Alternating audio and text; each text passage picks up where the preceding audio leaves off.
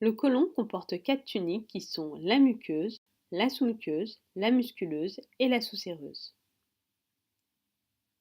La muqueuse est constituée d'un épithélium, d'un chorion et d'une musculaire muqueuse. L'épithélium renferme de nombreux colonocytes qui sont des cellules absorbantes qui permettent l'absorption de l'eau et du sel des fécès, et des cellules caliciformes qui sont des cellules mucosécrétantes permettant de faciliter la propulsion des fécès vers le rectum. On peut également observer quelques lymphocytes intraépithéliaux. L'épithélium repose sur une membrane basale. L'épithélium s'invagine pour former des glandes dites de libercules.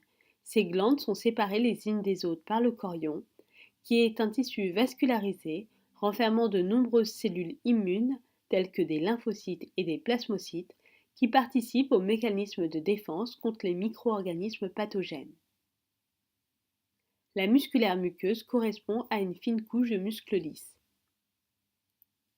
Sous la muqueuse, on observe la sous-muqueuse constituée d'un tissu conjonctif lâche renfermant des vaisseaux et des nerfs.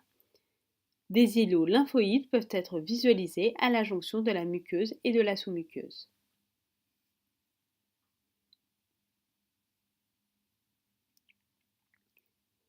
Sous la sous-muqueuse, on observe la musculeuse qui est composée de 2 couches perpendiculaires de muscles lisses qui sont la couche circulaire interne et la couche longitudinale externe.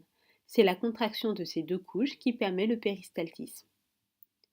Entre ces 2 couches, on observe des amas de cellules ganglionnaires, dits plexus myenteriques ou encore plexus d'Auerbach, qui ont un rôle dans le péristaltisme.